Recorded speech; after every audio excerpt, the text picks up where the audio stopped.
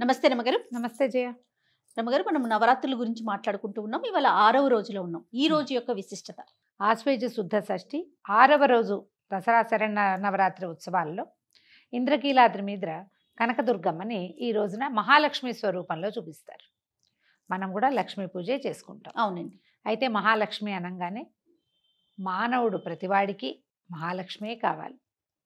ఆమె అన్ని రకాల లక్ష్మీ స్వరూపాల్లోనూ ఉంటుంది. లక్ష్మి అనగానే సాధారణ అర్థం మనం లౌకికంగా ధనం అని తీసుకుంటాం. అవును. లక్ష్మి ధన ధాన్య ధైర్య సంతాన ఎన్ని రకాల లక్ష్మిలో కావాలి మనకి. అవును. ఇన్ని స్వరూపాలలో అమ్మవారు కనపడుతుంది. ఎంత సంపద ఉన్నా ధైర్యం లేకపోతే లాభం లేదు కదా. అంతే. ధాన్యం బోళ్ళంతో వచ్చినా దానివల్ల ధనం రావాలి, ధనలక్ష్మి అవసరం కూడా ఉంటుంది. అన్ని లక్ష్మిలో అవసరమే కదా రమగారు. అంటే పరిపూర్ణతని 8 స్వరూపాలలో ప్రదర్శిస్తుంది లక్ష్మీదేవి. అయితే ఈమె భగవంతుని భార్యగా ఉండటం వల్ల, విష్ణుమూర్తి యొక్క భార్యగా ఉండటం, నిత్యానపాయినిగా ఉండటం, భర్తని వీడి ఉండని తత్వం కలిగిన దేవతగా ఉండటం వల్ల, ఈ దైవంగా ఉండటం వల్ల లక్ష్మిని ప్రార్థించినా పూజించినా మనకి 5వ తనం పెరుగుతుందని చెప్తారు. ఐశ్వర్యానికి లక్ష్మీదేవి, సాహసము ధైర్యము సాహసోపేతమైన నిర్ణయాలు తీసుకోవటానికి, సాహసోపేతమైన పనులు చేయడానికి లక్ష్మీదేవి. భర్తతోటి ఎక్కువ కాలం కలిసి ఉండడానికి 5వ తనానికి లక్ష్మీదేవి, సంతానానికి లక్ష్మీదేవి, పాడి పంట దానికి లక్ష్మీదేవి, సిరి సంపద లక్ష్మీదేవి. అన్నిటికీ మహాలక్ష్మిని కొలవటమే అల్టిమేట్ గోల్గా కనపడుతుంది మనకి. అది అయితే ఈ లక్ష్మీ స్వరూపంగా వెలిసిన ఆవిడ విష్ణువుతో కలిసి వైష్ణవి శక్తిగా మనకి దర్శనమిస్తుంది. అయితే వైష్ణవి శక్తి చాలా ప్రత్యేకమైన శక్తిగా చెప్తారు. దీనికి సంబంధించిన ఒక ప్రత్యేకమైన గాథ కూడా ఉంది. ముందు అమ్మవారికి ఈ రోజు ఏం సమర్పిస్తారో చెప్పి అప్పుడు కథ చెప్పుకుందాం. తప్పకుండా. లేదా గులాబీ రంగు, పింక్ కలర్స్, ఏ రకమైన పింక్స్ అయినా సరే, ముదురుగా కళ్ళకు కొట్టే రంగు కాకుండా కొంచెం లేత రంగులో ఏ వస్త్రాన్నైనా మనం అమ్మవారికి సమర్పించవచ్చు. మహాలక్ష్మి పూజ చేసుకుందాం ఈ రోజు ఏదైనా చక్కగా అని అనుకుంటే కనుక ఓ మంచి గులాబీ రంగు చీర కట్టుకుని అమ్మవారికి పూజ చేసుకోండి. గులాబీలతోటి పూజ చాలా బాగుంటుంది. వాసన వచ్చే పువ్వు, గులాబీల్లో కొన్ని ఊరికే ఉంటాయి, అవి అలాగే ఉంటాయి 15 రోజులైనా. అది కాకుండా సెంట్ అంటారు, కొంచెం గుమగుమలాడుతుంది, గులాబీ అత్తర్ వాసన వస్తుంది, ఆ పువ్వుతో అర్చన చాలా మంచిది. అయితే అమ్మవారికి ప్రీతిపాత్రమైన దినుసుగా మనకి శనగపప్పుని చెప్తారు. శనగలు ఆమె యొక్క ధాన్యంగా చెప్పబడుతుంది. ధాన్యం ఉంటుంది, గ్రెయిన్. అయితే శనగపప్పుతో చేసిన ఏ పదార్థాన్నైనా అమ్మవారికి నివేదన చేయొచ్చు. పెద్ద పదార్థాన్ని చేయలేమనుకుంటే మామూలు క్షీరాన్నంలోనే శనగపప్పు వేసి చేయండి. బూరెలు లాంటివి నివేదన చేయొచ్చు, మైసూరుపాకు లాంటివి చేయొచ్చు, బూందీ తీపి బూందీని నివేదన చేయొచ్చు. శనగపిండితో చేసిన ఏ పదార్థాన్నైనా అమ్మవారికి నివేదన చేసుకోవచ్చు. అమ్మవారికి సంబంధించిన మహాలక్ష్మి అష్టకం కానీ లక్ష్మీ అష్టోత్తరంతో కానీ పూజా విధానం చేసుకోవచ్చు.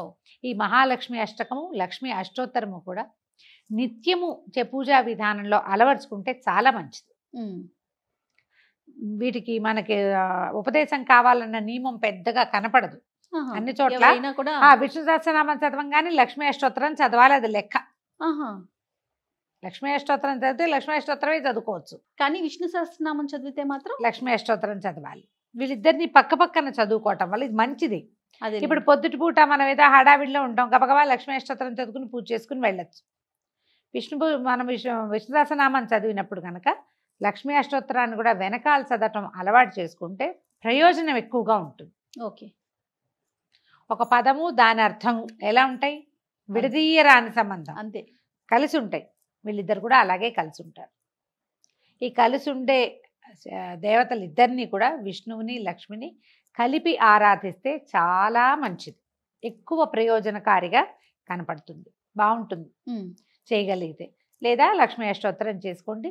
లక్ష్మికి అష్టోత్తర శతనామావళి అంటే ముందేదో స్తోత్రం ఉంటుంది కదా, ఫలశ్రుతి స్తోత్రం ఉంటుంది, ఎవరెవరికి చెప్పారు కనపడుతుంది.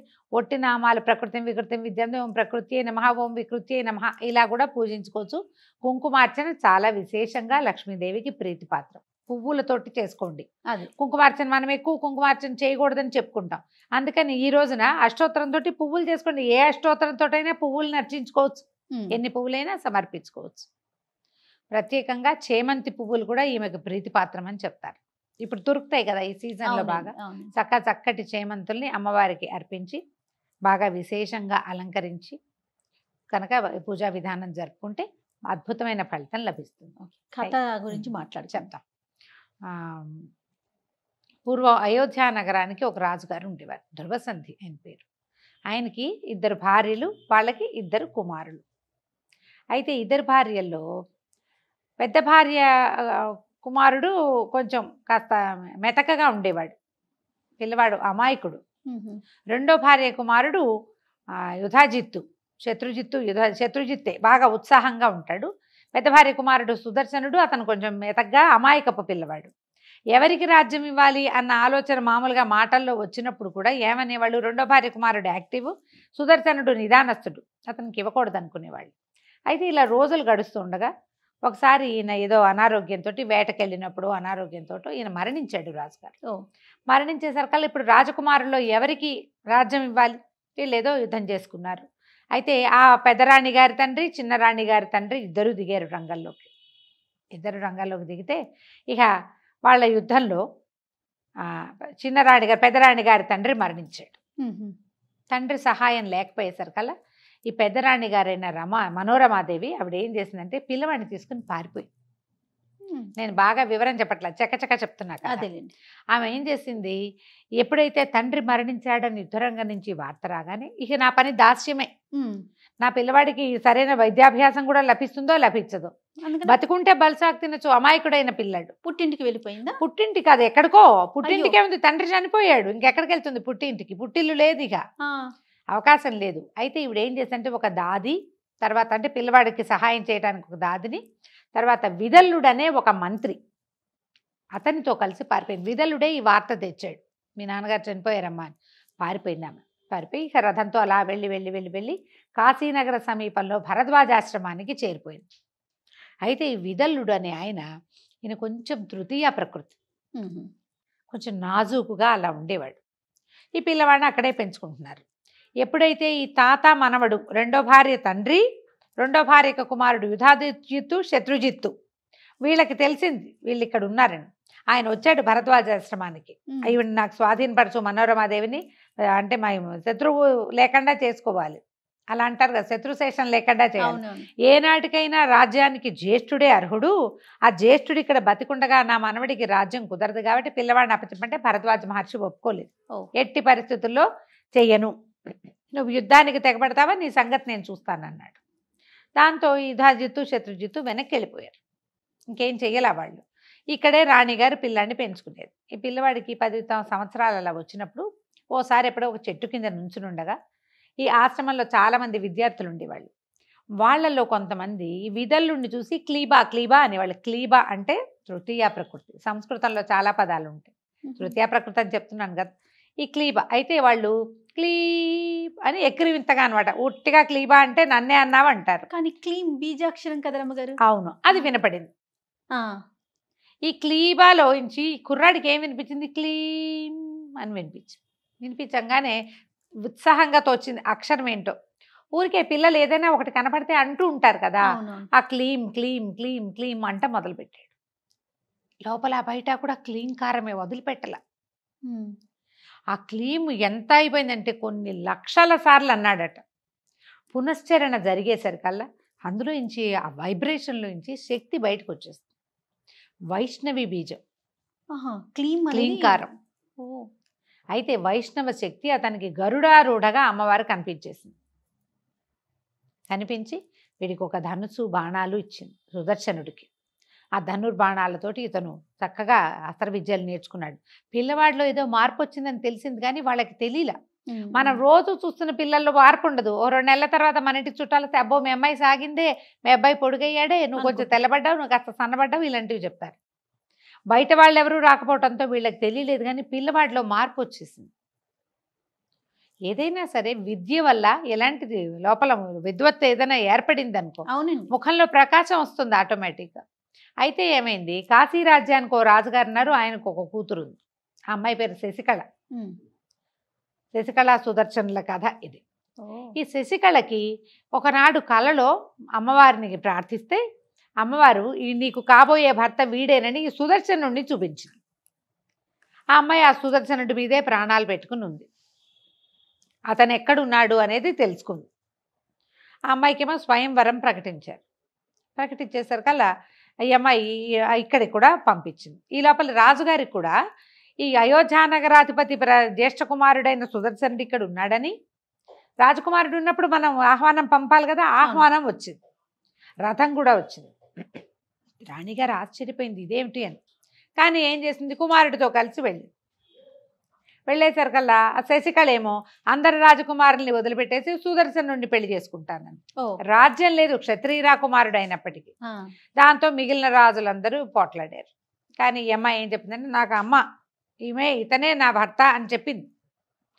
ప్రాణం పోయినా నేను అసలు స్వయంవర సభలోకే రానన్నది అమ్మాయి. నా భర్త నిర్ణయం అయిపోయాక పరపురుషుల ముందుకు నేను ఎందుకు వెళ్తాను? అంతేగా, అతను నిర్ణయించబడి ఉన్నాడు కదా, అతను వచ్చాడు, అతన్నే పెళ్లి చేసుకుంటా అంటే ఇక రాజుగారు ఏం చేయలేక మా అమ్మాయి కాదంటోందని చెప్పేసరికి వాళ్ళందరూ యుద్ధాలు, పోట్లాట్లు, నానా గొడవలు.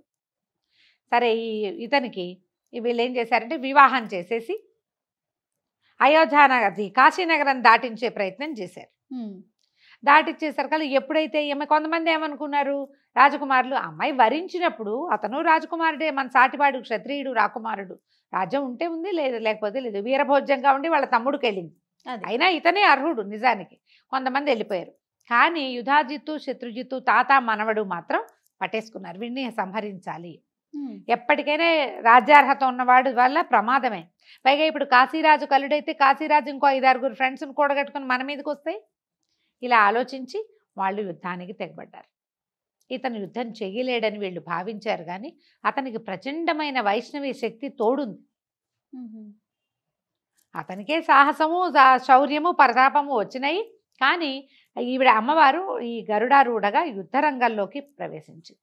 అతనితో పాటు వచ్చిందని ప్రత్యక్షంగా వచ్చినా రాకపోయినా ఇతని లోపల ఉన్నది ఆ శక్తి. అది అమ్మ వచ్చేసి 2 బాణాలతోటి వీళ్ళని సంహరించేస్తుంది. ఆమె వచ్చేసరికి ఇతని బాణాలే జరిగి కూడా ఉండుండొచ్చు. అయితే ఇట్లా ప్రత్యక్ష స్వరూపంలో గరుడారూఢగా కనపడినటువంటి వైష్ణవ శక్తిని చూసి రాజు, రాకుమారుడు అందరూ నమస్కారాలు చేశారు. ప్రత్యక్షం అయిపోయింది స్వరూపం. అది ఒకడి మంత్రోచ్చారణ వల్ల, మంత్రోచ్చాటన వల్ల, మంత్రం పునశ్చరణ వలన ప్రజలందరికీ ఆమె దర్శనమైంది. ఒక్కడు సరైన వాడు ఉండాలి కదా సమూహంలో, ఒక్కడున్నా చాలు. వాళ్ళు మనం చేస్తే ఏమంటే వీళ్ళందరూ మానేశారు, మనం ఎందుకు చేయటం అని మానకూడదు. దానికి ఉదాహరణ ఈ కథే. అతను ఒక్కడే చేశాడు, వీళ్ళందరూ అమ్మవారిని దర్శించుకున్నారు. అప్పుడు ఆయన కాశీరాజ్యంలోనూ ఉండమ్మా అని అడిగితే, కాశీరాజ్యంలో ఒక దేవాలయము, ఒక చోట వెలిసింది అమ్మవారు అంబికా స్వరూపంతో, అయోధ్య నగరంలో కూడా వెలిసింది ఈ వైష్ణవి శక్తి. అది లక్ష్మీ బీజం అని చెప్తాం, క్లీంకారం.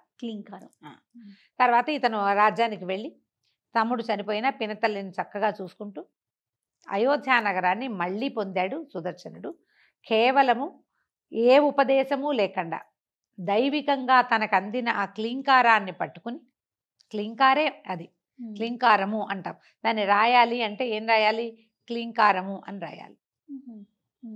ఆ క్లీంకారాన్ని పట్టుకుని తన రాజ్యాన్ని మళ్ళీ సంపాదించుకున్నాడు. చూడండి ఎంత చిత్రమైన కథ కదా.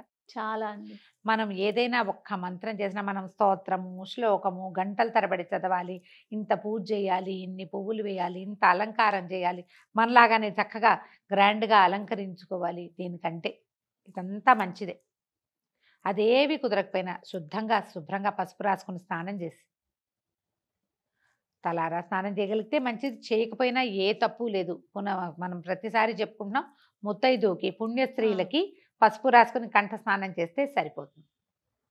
ఒక్క శ్లోకాన్ని లక్ష్మీ క్షీరసముద్ర రాజతనయాన్ని తీసుకున్నా మీరు 11 సార్లు, 21 సార్లు, 40 సార్లు, 108 సార్లు మీ శక్తి కొలది ప్రార్థించుకోండి అమ్మని. ఈ క్లీంకారం ఆయనకి లభించింది కదా అని మనం కూడా చేయాలంటే గురూపదేశం ఉండటం ఎంతైనా మంచిది.